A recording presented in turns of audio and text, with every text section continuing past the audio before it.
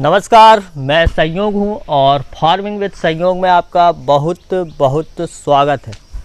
आज मेरे खले में यहाँ बाड़ी में न्यू हॉलैंड की दो नई कंबाइन आई हुई है और दोनों मैं आपको बता दूं कि दोनों जो न्यू हॉलैंड की मशीनें हैं या न्यू हॉलैंड की ये जो मशीनें हैं, अभी तक की जितनी भी हार्वेस्टर्स हैं उन सभी हार्वेस्टर में सबसे महंगी हार्वेस्टर है। ऐसा मैंने गूगल पे सर्च किया तो मुझे बताया है। तो ये जो हार्वेस्टर के ऑनर है और ये जो हेल्पर हैं, क्लीनर हैं, ड्राइवर हैं और वहाँ से चल के फोरमैन भी है, हम इनसे बात करके देखेंगे कि क्या ख़ास है न्यू हॉलैंड की हार्वेस्टर में। और भाई लोग इधर उधर हो गए हैं, तो आइए हम देखते हैं न्यू हॉलैंड की नई हार्वेस्टर। तो अभी तक में अपन ने कैश 9300 वहाँ से चल के विशाल और इस टाइप की अपनी जो पंजाब में बनी हुई मशीनें हैं उनके ही बारे में बात की है। और आज हम विदेशी मशीन के बारे में भी बात करेंगे। तो ये है न्यू हॉलैंड TCS 30 और इस पे हार्वेस्टर बड़ी बहुत बढ़िया डिज़ाइन से लिखा हुआ है स्टार के साथ। कलर भी बहुत उम्दा है, मशीन भी बड़ी है और मैं आपको बताऊं तो इसमें लोहे का इस्तेमाल और जो डिजाइनिंग है वह बहुत घसी हुई और बहुत बढ़िया की हुई है। और मतलब टोटल बात बता दूं तो इसका लुक जो है वह बहुत बड़ा है और इसकी कटर जो है वह लगभग 16 फुट की कटर है। 16 फुट या फिर 15 फुट की तो पक्का ही है कि कटर 15 फुट की होगी। क्यों भैया, है ना 15 फुट? 15 फुट या 16 फुट की कटर है इसकी। और मैं आपको सामने से यहाँ पे देखिए आप कितनी बेहतरीन घसाई हुई है ये मशीन।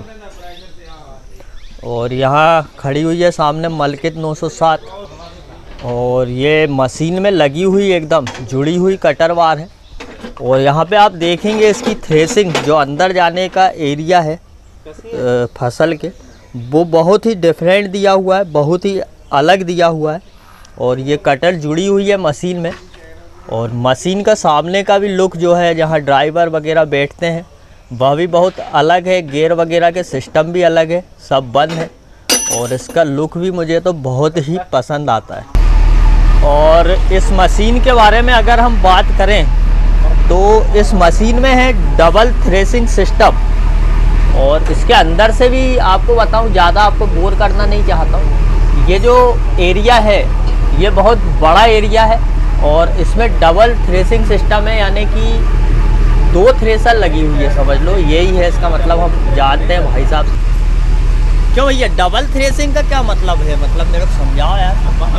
डबल थ्रेशिंग का मतलब है भी पहला जो थ्रेशर है माल फेड़ के साफ करके पीछे गैडरम को देता है, गैडरम फिर दूसरे थ्रेशर को देता है। गाड़ी जितनी मर्जी फास्ट भगा लो, पीछे दाना नहीं आएगा। मतलब गाड़ी तेज चलाने से भी दाना पीछे नहीं आएगा। इसको कहीं यहाँ लगा है, पाइप बड़ी पकड़, पाइप बड़ी रुक जो। तो ये मशीन जो है ये इलेक्ट्रिक ड्रम कंट्रोलर के द्वारा कंट्रोल होती है, इसीलिए ये मशीन जो है वो कटाई करते समय लोड नहीं लेती है। क्या बताना चाह रहे हैं भाई साहब आप इसके बारे में? भैया इसमें एक दिया ये थ्रेशर के चक्कर बढ़ जाते हैं, इलेक्ट्रॉनिक मोटर दी है। हाँ। इसमें ऊपर स्विच लगा है, स्विच दबाओ इसके चक्कर कम ज़्यादा हो जाते हैं। इलेक्ट्रॉनिक सिस्टम दिया है इसमें ये। और इसमें ये दिया है एक ब्लोअर दिया है। ब्लोअर तो सब गाड़ियों में होता है, पर इसमें अलग से दिया है भी इसके जितने मर्जी अपन चक्कर बढ़ा सकते हैं, कम कर सकते हैं। अच्छा। तो इसमें ये दिए है, इसके ये 29 दिए हैं, इसमें से ये हो जाता है जितने मर्जी इसकी हवा कम कर लो, ज़्यादा कर लो, ये सिस्टम है इसमें। तो भाई साहब आप और कुछ बताना चाहते हैं अपना अनुभव न्यू हॉलैंड मशीन को लेकर? आपने जो खेत में कटाई करी है, रोड पे चले हैं, सभी बातों को लेकर। रोड में तो भाई साहब ऐसी बात है, जैसे आप फॉर्च्यूनर गाड़ी में बैठ गए ना, समझ लो इस पे बैठ गए। अच्छा। जितनी महंगी गाड़ी है ना, उतना मजा भी देती है। पर एक बात बोलना चाहूंगा मैं, अगर इसका पार्ट्स सस्ता हो जाए तो हर घर में हल खरे में ये गाड़ी न्यू हॉलैंड की खड़ी हो। अच्छा, मतलब इसका पार्ट्स बहुत महंगा है। आदमी खिंचवाता है तो इसके पार्ट से खिंचवाता है। अब देख लो ये चैन का हिसाब लगा लो। अब के 10 साल हमने नहीं डाली, ये 54,000 की चैन है, तो इतने में पंजाबी तो रिपेयर कर लेता है, सही बात। पूरी गाड़ी रिपेयर कर लेता है। अगर इसका पार्ट सस्ता हो जाए, हर घर में बोल रहा हूँ, दोबारा फिर बोल रहा हूँ, हर घर में यही गाड़ी खड़ी हो। जितनी इसकी कटाई अच्छी है, इसका मेंटेनेंस अच्छा है, तो इसकी सर्विस अच्छी है। और एवरेज अपनी ये विशाल और केएस जैसा है कि एवरेज बढ़ गया? एवरेज थोड़ा सा इंजन बड़ा होने के कारण एवरेज थोड़ी सी डीजल तो लेती है, पर काम उससे दुगना निकालती है। अच्छा, ऐसी बात है। तो ये पार्ट्स महंगे तो टूटते तो कम होंगे ना? इसकी वो सर्विस भी देते हैं, पर पता क्या है, जब कहीं यहाँ पत्थर एरिया है, फील्ड में कहीं ना कहीं कुछ हो जाता है, अक्सर ड्राइवर से कहीं ना कहीं कोई दिक्कत आ जाती है, तो जो तुरंत बुलवाना पड़ता है। तो वो एक तो मिलता है भोपाल से, यहाँ इसकी शॉप हो, हाँ शॉप यहाँ हो, यहाँ नज़दीक में तो पास में जाके ले आता है, तो 1 दिन या 2 दिन वेट करनी पड़ती, फिर आता है। इसका पार्ट्स की मैं बार बार यही बोलना चाहता हूँ, इसका पार्ट्स सस्ता हो जैसे भी, तो गाड़ी एक नंबर है। गाड़ी में कोई भी बात करी, कितना बड़ा इंजन है इसका?